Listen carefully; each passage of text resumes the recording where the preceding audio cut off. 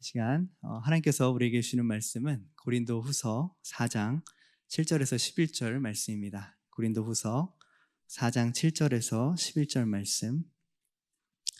고린도후서 4장 7절에서 11절 말씀. 제가 한 절, 여러분이 한 절 교독하겠습니다. 고린도후서 4장 7절에서 11절입니다. 우리가 이 보배를 질그릇에 가졌으니 이는 심히 큰 능력은 하나님께 있고 우리에게 있지 아니함을 알게 하려 함이라.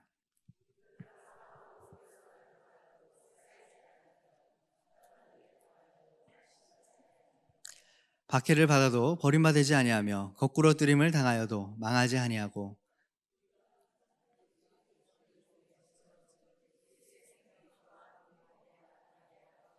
함께 있습니다.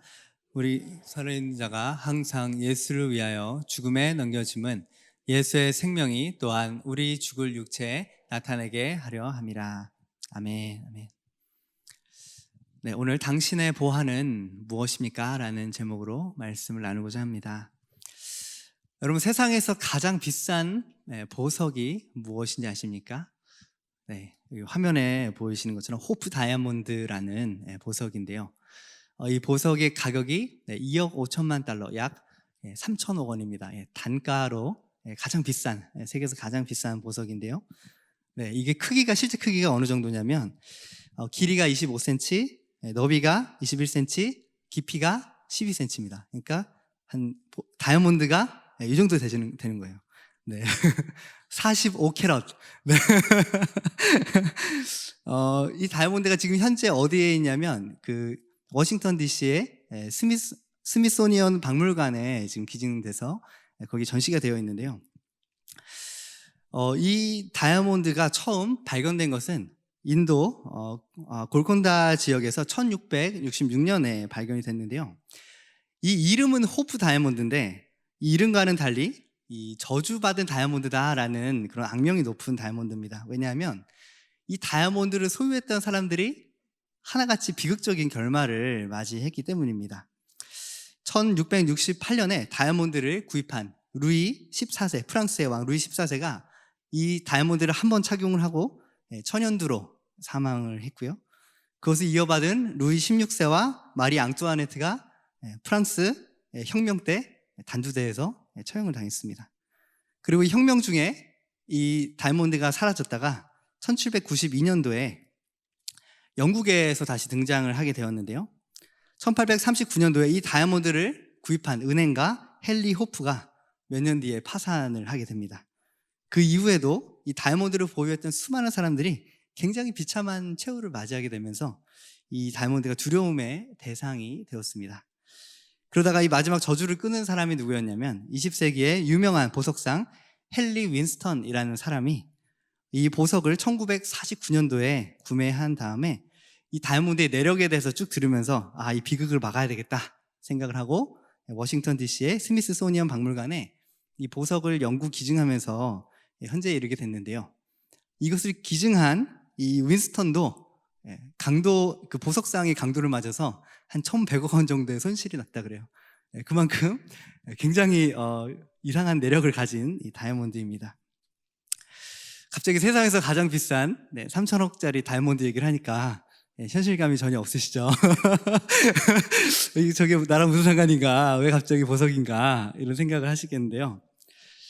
여러분에게 있어서 가장 귀한 보물, 가장 귀한 보화는 무엇입니까? 팀 켈러 목사님의 책 내가 만든 신이라는 책을 보면요, 내 마음의 우상을 발견하는 방법이라는 항목이 있습니다. 거기 보면 다음과 같은 얘기를 하는데요. 나는 무엇을 가장 자주 생각하는가? 대주교 윌리엄 템플은요, 혼자 있을 때 하는 일이 곧 당신의 신앙이다, 이렇게 말했다고 합니다. 내가 혼자 있을 때 나는 무엇을 하는가? 그것이 내 믿음의 수준이라는 것이죠. 저절로 흘러가는 생각, 내가 즐기는 공상, 무심코 내 머릿속을 차지하는 여러 가지 생각들은 무엇에 대한 것입니까? 습관적으로 생각하면서 혼자 기쁨과 안락을 얻는 그 대상은 무엇입니까? 네, 얼마 전에 사랑의 불시착이 이제 종방을 했는데요. 현빈 얼굴을 떠올리고 언제 스위스 한번 가봐야 되는데 이런 생각 하시는 분 혹시 계신지 모르겠습니다. 무엇이 내 마음을 채우고 있는가? 또 우리가 돈을 어디에 쓰고 있냐? 내 보물이 있는 곳에 내 마음이 있다라고 주님 말씀하셨는데요. 나는 어디에 나의 재정을 쏟고 있는가? 이것을 볼 때 내 우상이 어디 있는지 알 수 있습니다. 또 나는 시간을 어떻게 쓰고 있는지, 내가 자는 시간 이외에 가장 많은 시간을 투자하고 있는 것은 무엇인가? 이것을 살펴볼 필요가 있습니다. 또 여러분은 무엇에 가장 마음을 두고 사십니까? 여러분의 기도가 응답이 되지 않고 여러분의 희망이 꺾이게 될 때 여러분은 어떻게 반응하십니까? 기도한 대로 응답되지 않았을 때 분노하거나 깊은 절망에 빠지거나 또는 낙심하거나 또 하나님께 대한 시험에 든다면 그것이 나의 우상일 수 있습니다. 여러분은 또 언제 화가 나십니까?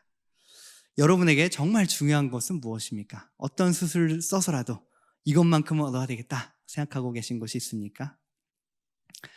우리가 참 하나님으로 우리의 우상을 대체하지 않는 한 그 우상의 대상은 계속 바뀌고 변화될 수밖에 없습니다. 우리가 우상 숭배에 늘 넘어지는 이유는 보아이신 주님을 보지 못하고 다른 무언가가 있어야만 내가 행복할 수 있다라고 생각하기 때문입니다.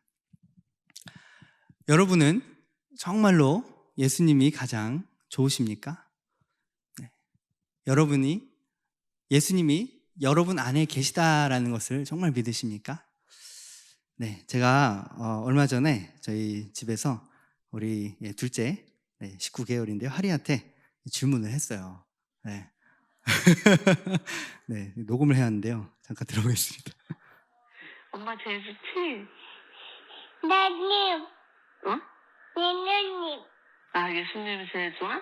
네. 그렇구나. 예수님, 예수님? 아니야, 예수님 어디 계셔? 예수님, 예수님 어디 계셔? 예수님, 예수님 어디 계셔? 예수님, 교회. 예수님 교회 대박. 하리야, 예수님은 여기도 계셔. 우리 하리 마음속에도 계시고 하리 마음속에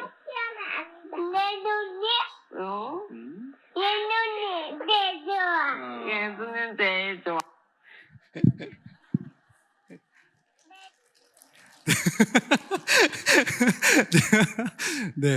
예수님이 엄마를 이겼어요. 예수님이 제일 좋은가 내 마음에. 예수님이 어디 계신가? 예수님 어디 계셔? 그런데 어디 계시다 그래요? 교회. 여러분 예수님 어디 계십니까? 교회에 계시죠 물론. 그런데 예수님이 교회에만 계시면 우리의 인생이 어때요? 교회를 나가면서 예수님도 교회 두고 가는 거죠. 우리의 마음에 다른 것들을 채우고 사는 거예요.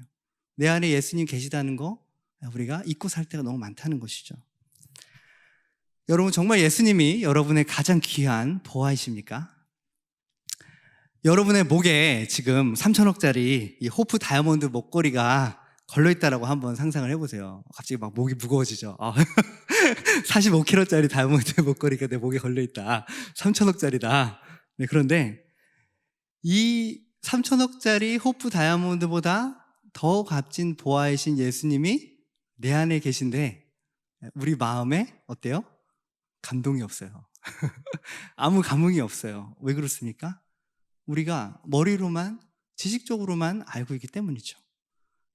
여러분이 3천억짜리 다이아몬드 목걸이 걸고 있다라고 생각했을 때 오는 감동과 주님이 내 안에 계시다라는 그 감동을 비교해 봤을 때 여러분 체감이 다르죠. 그만큼 우리가 주님이 우리 안에 계심에도 불구하고 그것을 체감하지 못하고 생각하지 않고 살아가고 있다는 증거입니다. 우리는 보통 우리 안에 계신 예수님께 집중하기보다는 우리의 겉사람, 우리의 질그릇 같은 연약한 그 육신의 모습에, 겉모습에 초점을 맞추고 살아갑니다. 질그릇은 어떤 그릇입니까? 흙으로 빚어서 만든 그릇입니다. 볼품도 없고요, 뭐가 잘 묻기도 하고요, 깨지기도 쉽습니다. 아무 용도에나 막 쓰는 그릇이 질그릇이에요. 자, 그런데 하나님께서는 우리를 흙으로 지어 만드셨습니다. 이 재료는 흙이지만 하나님의 형상을 닮은, 하나님의 영을 담은 영광스러운 존재로 지으셨어요. 하지만 아담과 하와의 범죄 이후에 하나님으로부터 멀어진 인간은 하나님의 영이 떠나고 그냥 그저 흙으로만 지어진 볼품없는 질그릇, 그 이상도 그 이하도 아닌 존재가 되어버리고 말았습니다. 그런데도 많은 사람들은요, 이 질그릇의 겉모습에 굉장히 초점을 맞추고 살아갑니다. 나보다 더 날씬한 질그릇을 보면 나는 어떻게 하면 저 옆구리가 잘록한 질그릇이 될 수 있을까? 그러면서 막 스트레스 받고요. 또 질그릇에 명품 옷과 가방을 걸쳐 보기도 하고요. 어떻게 하면 이 질그릇의 가치를 좀 높여볼까? 금칠도 해보고 보석도 달아보고 어떤 아파트에 이 질그릇을 배치해 놓으면 다 가치 있게 보일까 하면서 부동산에 스트레스를 받기도 합니다. 명문대 졸업장으로 또는 좋은 직장이라는 모자로 질그릇에 덮어보기도 합니다. 하지만 그 어떤 노력을 쏟아부어도 변하지 않는 한 가지는요, 바로 우리는 질그릇같이 연약하고 보잘것없는 존재라는 사실입니다. 이처럼 많은 사람들이 참된 기쁨과 만족을 줄 수 없는 이 거짓된 보화로 질그릇을 치장하고 꾸미는 것에 인생을 허비하게 되는 이유가 무엇입니까? 그것이 오늘 본문 4절 말씀에 나와 있는데요. 그 중에 이 세상 신이 믿지 않은 자들의 마음을 혼미하게 하여 그리스도의 영광에 복음의 광채가 비치지 못하게 함이니 그리스도는 하나님의 형상이니라. 사단이 우리의 마음을 혼미하게 하는 거예요. 주님의 복음의 영광의 광채, 이것이 무엇입니까? 아까 다이아몬드 빛나는 거 보셨죠? 그 다이아몬드 빛나는 것보다 더 영광스러운 주님의 그 보화로부터, 보화이신 주님으로부터 비춰지는 그 영광의 복음의 빛을 우리가 경험하지 못하도록 그것을 가리고 있는 거예요. 그리고 사단이 우리의 마음을 유혹하는데요. 무엇으로 유혹하냐면 세상을 사랑하는 마음으로 유혹합니다. 요한일서 2장 15, 16절 말씀에 보면 이 세상이나 세상에 있는 것들을 사랑하지 말라. 누구든지 세상을 사랑하면 아버지의 사랑이 그 안에 있지 아니하니. 세상을 사랑하는 것, 그것이 다 무엇입니까? 세상에 있는 모든 것이 육신의 정욕과 안목의 정욕과 이생의 자랑이니 다 아버지께로부터 온 것이 아니요 세상으로부터 온 것이라. 이 세상을 사랑하는 마음이 우리 안에 가득하게 될 때 저기 뭐라고 나와요? 세상을 사랑하면 뭐가 없습니까? 아버지의 사랑이 그 안에 있지 아니하니. 세상을 살아가는 마음으로 우리 마음이 가득 차게 될 때, 안목의 정욕과 육신의 정욕과 이생의 자랑으로 가득 찰 때 아버지의 사랑, 하나님의 사랑이 내 안에 거할 자리가 없어요. 그러니까 하나님의 사랑이 내 안에 와닿지가 않는 겁니다. 주님이 보호하시라는 게 내 안에 경험되지가 않아요. 그래서 이처럼 사단은 우리의 마음 가운데 복음의 영광의 광채가 비추지 못하게 하고 세상을 사랑하는 마음으로 우리 마음을 가득 채워서 주님의 영광의 복음, 주님의 그 보호되심을 우리가 깨닫지 못하게 하고 경험하지 못하게 한다는 것입니다. 그렇다면 이처럼 소망 없는 질그릇과 같은 우리가 어떻게 보배이신 예수 그리스도를 우리의 마음에 담아낼 수 있게 되었을까요? 5절과 6절 말씀 함께 읽어보겠습니다. 시작. 우리는 우리를 전파하는 것이 아니라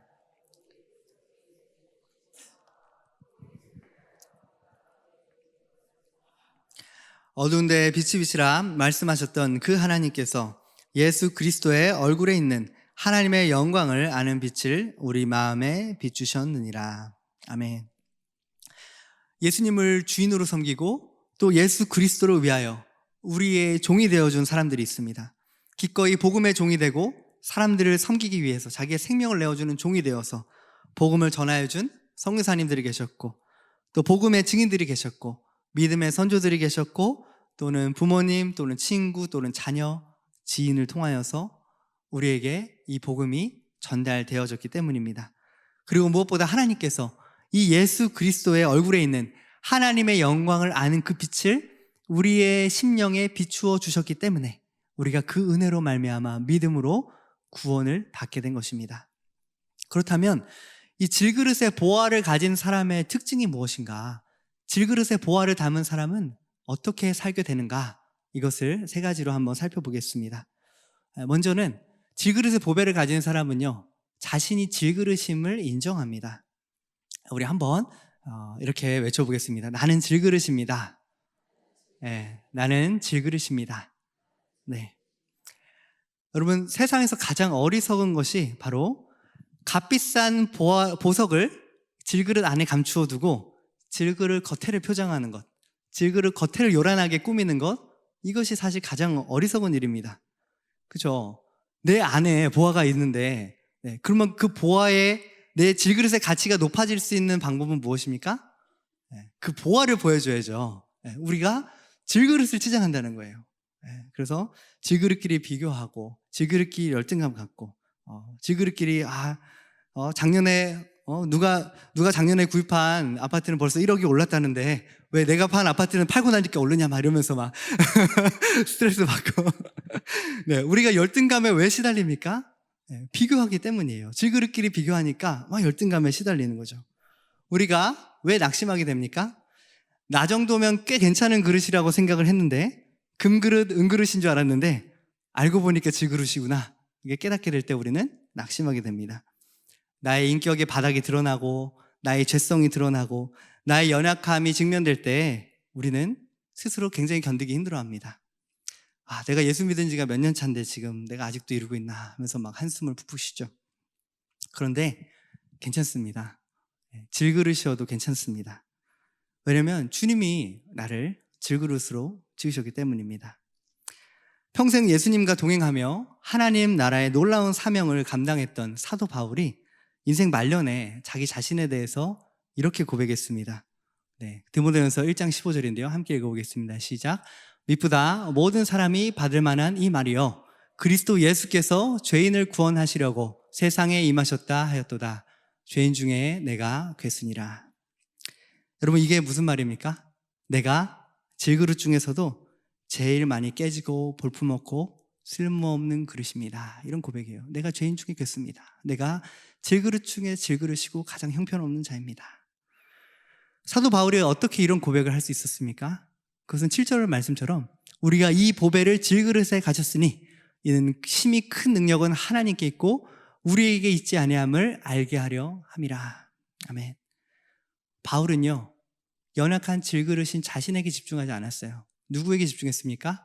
내 안에 담긴 보화이신 예수 그리스도께 집중하였기 때문에 나같이 죄인 중이 괴수이고 질그릇 중에도 가장 비천한 질그릇 같은 나에게 주님이 오신 것이 은혜이다. 이렇게 고백할 수 있었던 것이죠. 주님은 우리를 왜 이렇게 질그릇과 같이 연약한 존재로 만드셨을까요? 기왕이면 금그릇, 은그릇 좀 휘황찬란하고 좀 멋진 그릇으로 만드시면 참 좋았을 텐데 왜 이렇게 연약하게 지으셨는가? 고린도전서 1장에 그 말씀이 잘 나와 있는데요.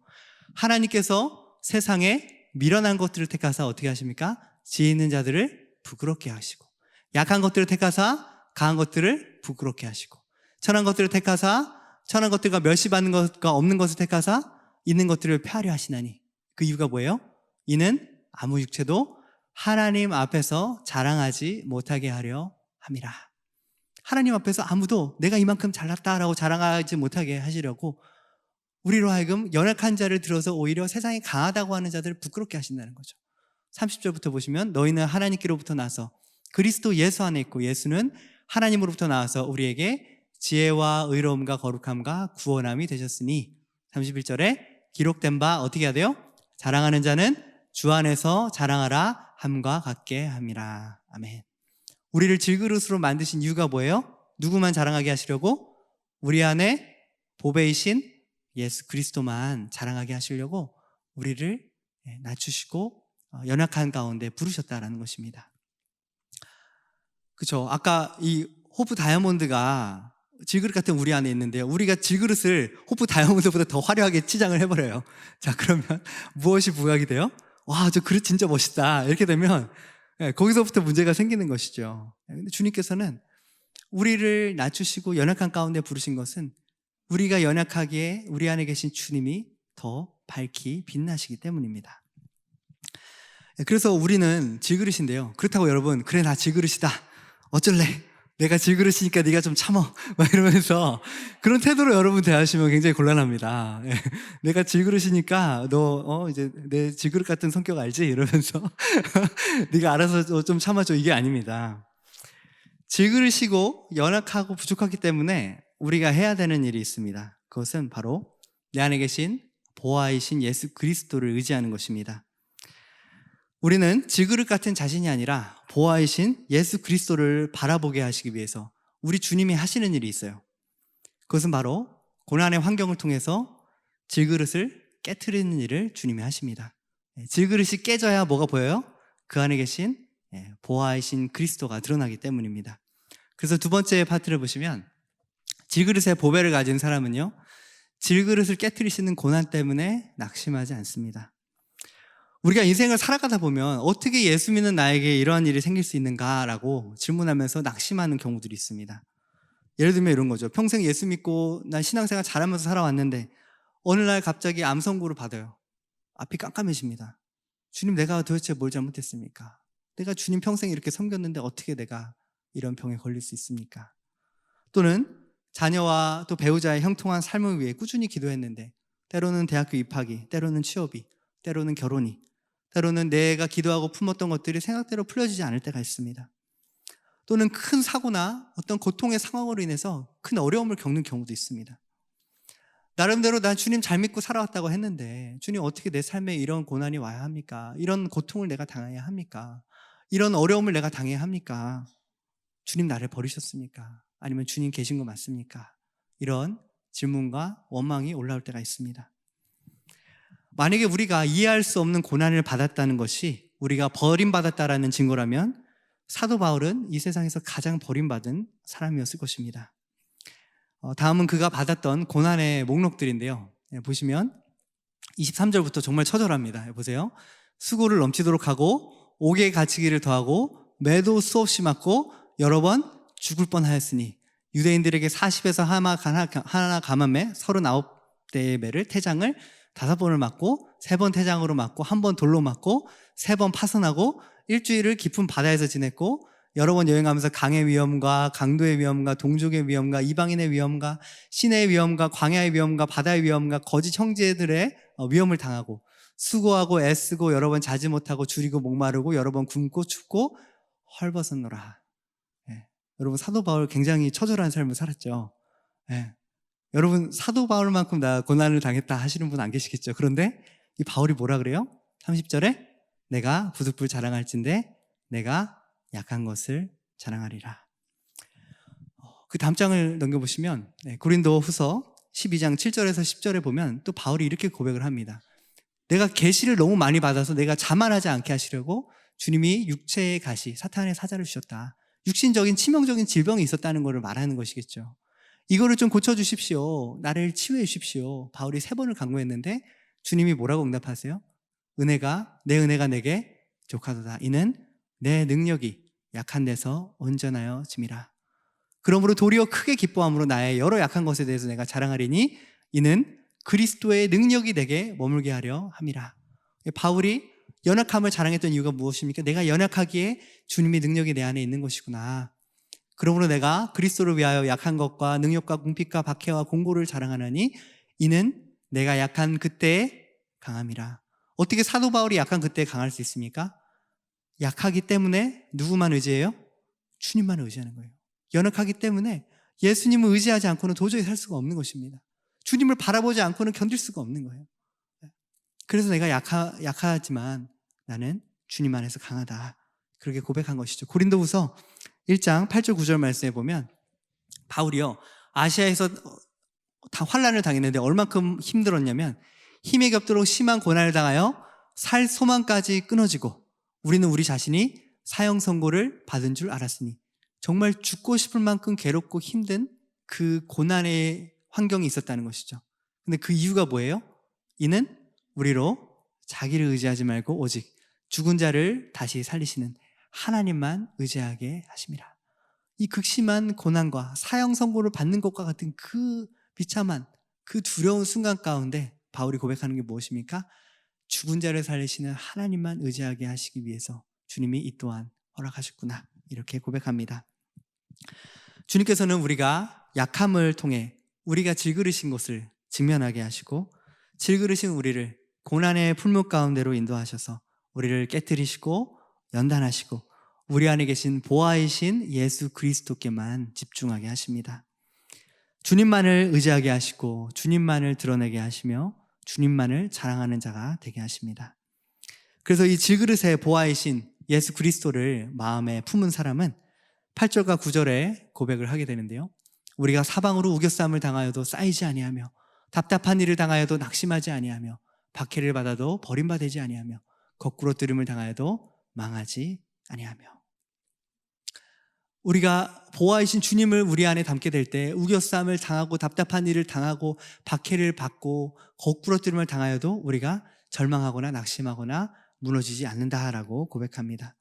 왜냐하면 이 고난의 시간, 연단의 시간을 통해서 우리는 날마다 자기를 부인하게 되고 자신이 아닌 주님만을 의지하게 되어서 주님의 생명, 주님의 보화, 주님의 사랑, 주의 성품이 나를 통해 드러나게 되기 때문입니다. 그래서 바울은 10절에서 12절에 이렇게 고백을 했습니다. 함께 읽어보겠습니다. 시작. 우리가 항상 예수의 죽음을 몸에 짊어짐은 예수의 생명이 또한 우리 몸에 나타나게 하려 함이라. 우리 살아있는 자가 항상 예수를 위하여 죽음에 넘겨짐은 예수의 생명이 또한 우리 죽을 육체에 나타나게 하려 함이라. 그런즉 사망은 우리 안에서 역사하고 생명은 너희 안에서 역사하느니라. 아멘. 예수의 죽음은 우리 몸에 짊어진다. 이것은요, 내가 깨어진다라는 의미예요. 주님이 죽으신 것 같이 나도 죽는다는 것이죠. 그래서 내가 그리스도와 함께 죽을 때 그리스도의 생명이 내 안에 드러나고 나타나게 된다. 질그릇이 깨져야 질그릇 안에 있는 보화이신 주님이 드러납니다. 자기 힘으로 그릇 단단하게 만들려고 노력하지 마십시오.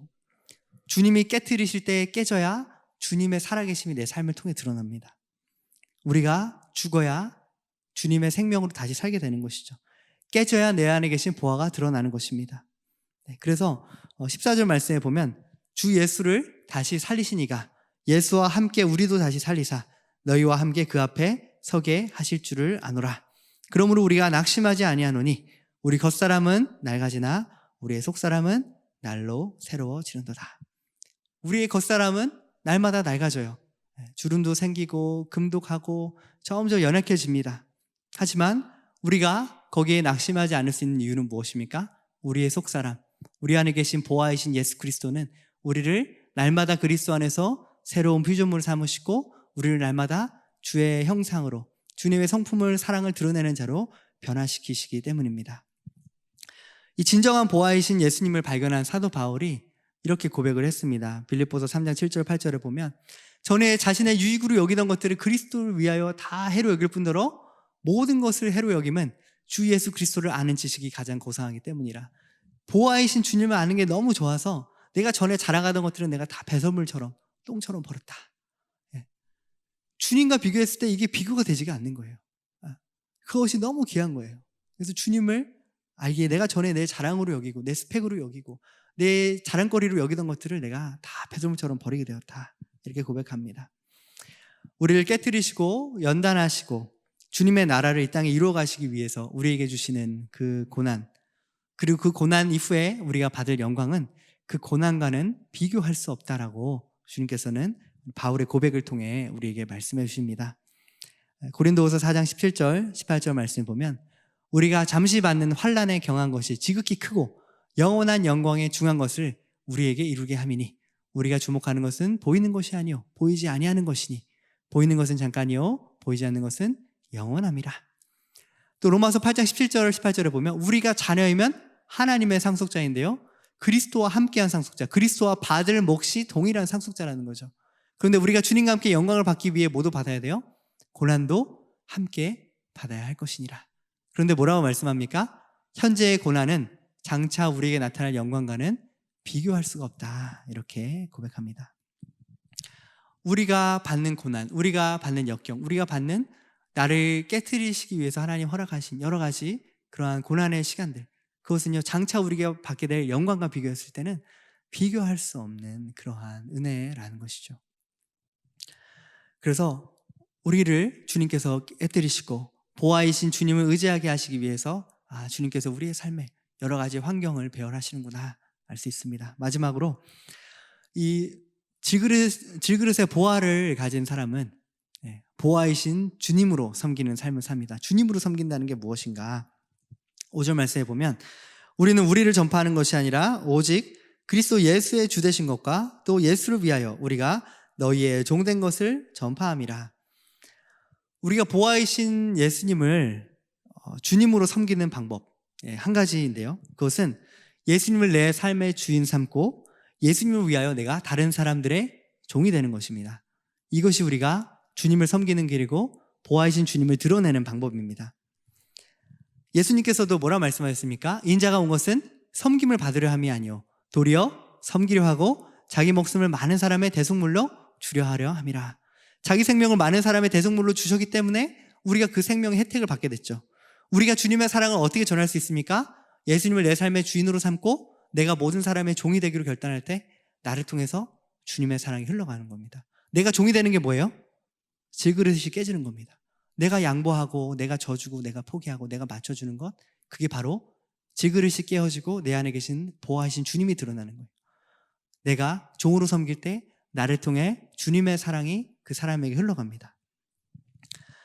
그래서 우리가 보호하신 주님으로 어떻게 섬길 수 있는가? 10절 말씀에 우리가 항상 예수의 죽음을 몸에 짊어짐은 예수의 생명이 또한 우리 몸에 나타나게 하려 함이라. 예수의 죽음을 날마다 짊어지는 것. 주님, 오늘도 나는 주와 함께 죽었습니다. 오늘도 예수님 나를 통해 일하십시오. 오늘도 내 인생의 주권을 주님께 드립니다. 나를 통해 보아이신 주님이 드러나고 보아이신 주님의 사랑으로 섬기고 보아이신 주님의 친절로 섬기며 보아이신 주님의 사랑으로 용서하게 하여 주시옵소서. 나를 통해 주님이 나타나실 수 있도록 날마다 나는 그리스도와 함께 죽음으로 넘겨지고 보아이신 주님을 의지하는 것입니다. 날마다 예수님의 죽음을 나의 죽음으로 몸에 짊어져야 합니다. 주님, 오늘도 나를 깨트려 주십시오. 내 안에 계신 주님으로 사랑하고 내 안에 계신 주님으로 말하게 하여 주시옵소서. 성령으로 충만하게 하시고 주님의 능력으로 섬기게 하여 주시옵소서. 우리 예수님이 약속하셨어요. 요한복음 14장 12절 말씀 함께 읽어보겠습니다. 시작. 내가 진실로 진실로 너에게 이르노니 나를 믿는 자는 내가 하는 일을 그도 할 것이요 또한 그보다 큰 일도 하리니 이는 내가 아버지께로 감이라. 아멘. 우리 주님께서 우리에게 약속하신 수준의 삶은 어떤 수준의 삶이에요? 예수님 수준의 삶입니다. 우리가 그 수준의 삶은 어떻게 살 수 있습니까? 여러분, 왼뺨 맞으면 오른뺨 돌려드릴 수 있습니까? 네, 오리를 가져가고 하면 미금까지 가질 수 있습니까? 겉옷을 달라는 자에게 속옷 내준다. 원수를 사랑하라. 이거 어떻게 합니까? 우리 힘으로 못해요. 그렇죠? 네, 우리 힘으로 못하는 건 뭡니까? 질그릇이에요. 질그릇. 질그릇은 어떻게 돼야 돼요? 네, 질그릇은 깨져야 돼요. 네, 그럼 누가 하셔야 돼요? 내 안에 계신 주님이 하셔야 됩니다. 그러면 우리가 주님께 기도하는 거예요. 하나님, 주님의 사랑으로 용서하게 하십시오. 주님의 사랑으로 섬기게 하십시오. 주님께서 말하시는 것처럼 주님 나를 통해 말하십시오. 주님이 나의 힘이고 나의 능력이십니다. 나는 못하지만 내 안에 계신 주님은 하십니다. 그래서 베드로전서 4장 11절에 사도 베드로가 이렇게 말한 거예요. 만일 누가 말하려고 하거든 어떻게 해야 돼요? 하나님의 말씀을 하는 것 같이 하고, 누가 봉사하려거든 어떻게 해야 돼요? 하나님의 공급하시는 힘으로 하는 것 같이 하라. 이는 범사에 예수 그리스도로 말미암아 하나님의 영광을 받으시게 하려 함이니. 네. 우리가 말하려거든 섬기려거든 어느 수준으로 해야 돼요? 주님 수준으로 해야 돼요. 근데 주님 수준으로 우리가 어떻게 할 수 있습니까? 네. 질그릇으로는 주님 수준을 못합니다. 네. 그래서 주님 앞에 죽음으로 날 넘겨야 돼요. 주님, 오늘도 사랑하지 못하고 섬기지 못하고 용서하지 못하는 나는 주와 함께 죽었습니다. 이제는 오늘도 예수 생명으로 살게 하시고 예수 사랑으로 섬기게 하시고 예수님이 양보하신 것처럼 양보하게 하시고 예수님이 모든 사람의 종이 되어주신 것처럼 나도 종으로서 섬기게 하여 주십시오. 이것이 나를 통해서 보호하신 주님이 드러나시는 통로입니다. 그래서 자신이 질그릇임을 깨달은 사람마다 날마다 자신을 깨트리고 자신 안에 계신 보호하신 주님을 의지하며 살게 됩니다. 내 수준의 삶, 질그릇 수준의 삶이 아니는 보호하 수준의 삶을 살게 하시기 위해서 예수님이 이 땅에 오신 거예요. 우리가 나는 연약한 죄인이니까, 나는 부족하니까, 이거는 뭐예요? 나는 질그릇이니까. 근데 여러분, 질그릇이니까에 머물러 있으면 안 됩니다. 질그릇이니까 머물러 있는 것은 어떤 사람들이냐면 보호하신 주님이 없는 사람은 질그릇 수준에 머물러 있을 수 있어요. 그런데 우리는 달라요. 그렇죠? 우리 안에 누가 계십니까? 보호하신 예수 그리스도가 계셔요. 그러면 나는 죄인이니까에 머물러 있으면 안 됩니다. 나는 죄인인데 내가 어떻게 됐어요? 그리스도와 함께 죽었습니다. 내 질그릇은 깨어졌습니다. 이제는 내 안에 보호하신 주님, 나를 통해 빛나십시오. 나를 통해 비추십시오. 주님의 사랑으로, 주님의 풍성하심으로, 주의 그 사랑으로 내 주변에 아버지의 사랑이 필요한 자들에게 내가 종으로 가서 섬기겠습니다. 나를 통해 일하여 주시옵소서. 그렇게 자신을 내어주기를 주님께서 원하십니다. 그렇게 할 때 15절 말씀처럼 우리가 이 모든 것을 너희를 위함이니 많은 사람의 감사로 말미암아 은혜가 더하여 넘쳐서 하나님께 영광을 돌리게 하려 함이라. 우리가 예수님을 주인 삼고 모든 사람의 종이 되어서 섬길 때 누가 영광을 받으세요? 하나님이 영광을 받으신다는 거예요. 아, 예수 믿는 사람이 저런 것이구나. 예수님의 사랑으로 사랑한다는 게 저것이구나. 이것을 사람들이 경험하게 된다는 것이죠. 자, 마지막 다음 페이지 넘겨주시면요. 네. 질그릇의 보배를 가진 사람의 고백입니다. 이 고백을 저희가 함께 읽어보겠습니다. 시작. 나는 질그릇입니다. 죄인 중에 괴수입니다. 나는 나를 의지하지 않습니다. 나의 연약함에 절망하지 않습니다. 내 안에 보화로우신 주님만 바라보겠습니다. 질그릇을 깨뜨리시는 주님의 고난에 낙심하지 않겠습니다. 내가 깨어질수록 내 안에 계신 보화이신 주님만 드러냄을 기뻐하겠습니다. 연약한 중에 주님을 더욱 사랑하고 찬양하겠습니다. 보화이신 주님으로 섬기겠습니다. 질그릇인 나의 연약함이 아닌 주님을 의지하여 주의 능력과 사랑과 섬김으로 섬기게 하소서. 아멘. 기도하겠습니다. 하나님 감사합니다. 질그릇과 같이 비천하고 연약하고 죄인 중에 괴수인 우리의 심령 가운데 이 온 세상을 창조하신 하나님, 우리를 사랑하신 그 주님 예수 그리스도께서 보화로 찾아와 주셨음을 너무나 감사합니다. 하나님, 내가 그동안 질그릇인 나의 연약함에 집중하며 낙심하며 절망하지는 않았습니까? 고난 중에 불평하며 시험에 들고 하나님 살아계시면 어떻게 나한테 이러실 수 있느냐고 따지지 않았습니까? 하나님, 그것이 단단한 질그릇인 나를 깨뜨리기 위한 주님의 연단이요 주의 사랑임을 다시 한번 봅니다. 내 안에 계신 보호하신 주님을 드러내기 위해서 주께서 다듬어 가시는 손길임을 경험합니다. 아버지, 이제는 보호하신 주님으로 섬기겠습니다. 내 수준의 삶이 아닌 주님 수준의 삶으로 살기를 원합니다. 내 안에 계신 예수 그리스도 수준의 삶, 성령을 우리에게 주셨기에 주님께서 하신 일을 우리도 할 뿐만 아니라 더 큰 일도 할 것이라 약속하신 그 예수 그리스도를 의지하여서 그 보호하신 주님과 동행하며 그 보호하신 주님을 묵상하며 그 보호하신 주님으로 기뻐하며 그 사랑으로 섬기고 살리는 삶을 살게 하여 주시옵소서. 감사합니다. 찬양합니다. 예수 그리스도의 이름으로 기도합니다. 아멘.